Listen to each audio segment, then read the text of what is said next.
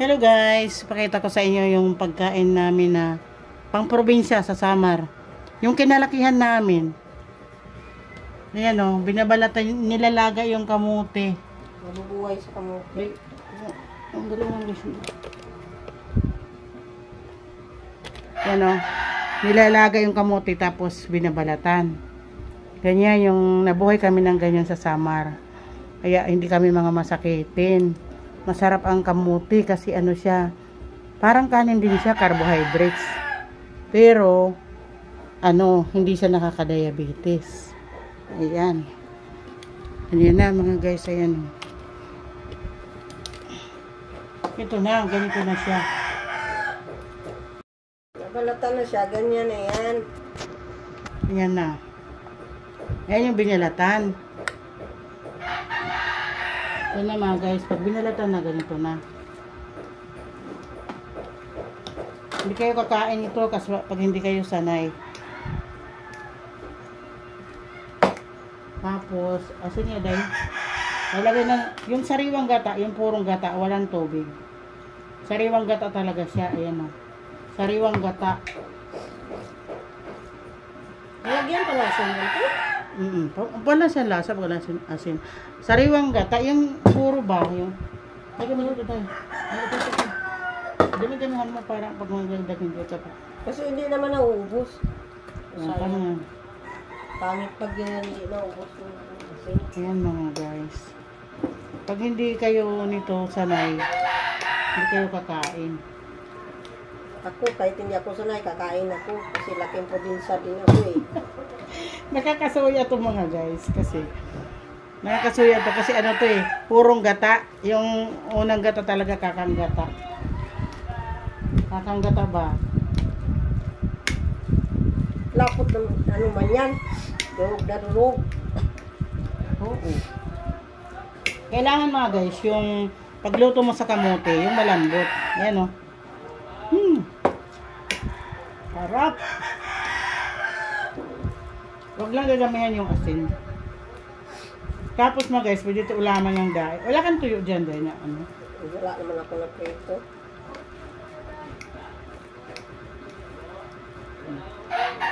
Ayun mga guys oh.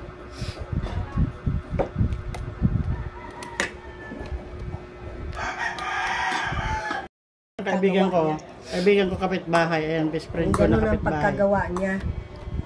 Yung kamuti, ilalagyan ng gata, pero hindi sa luto yung gata sa riwa.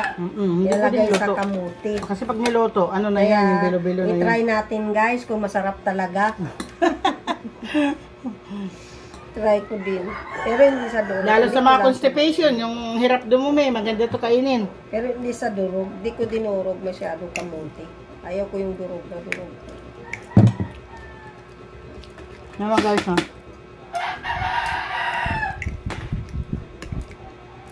Kakain ako nito kasi ano to eh? Pagkain ng probinsya. Siyempre, nakakain din ako. Ayan si Jeannie. Galing probinsya. Pero hindi ko nakain nito sa probinsya namin. Kamote, nilagyan ng gata namang sariwa. Ang kamote, nilalaga lang namin tapos kinakain lang.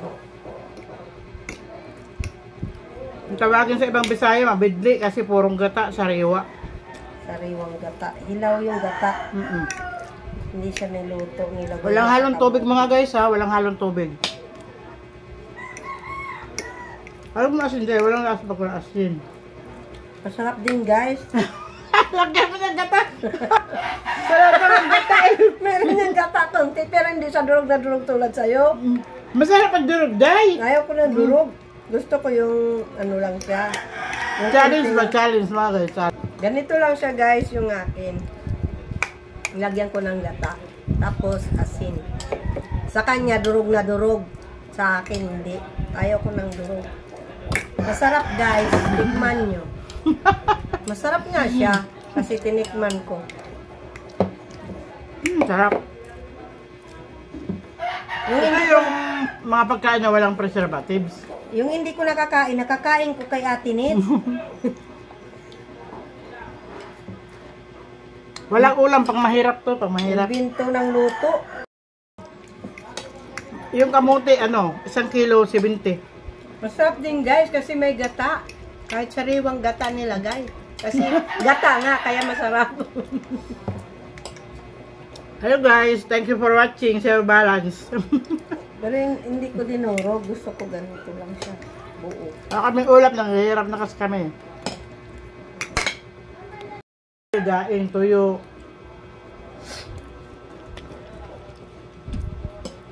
Barkad sa alak. Katagay.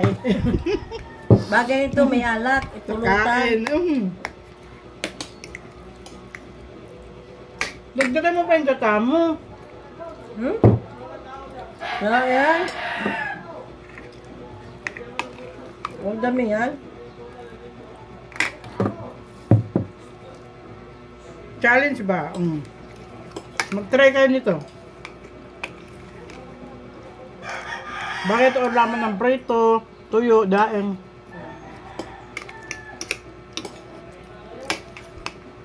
Huwag niyo lalagyan mga guys ng Masarap din sukal. guys.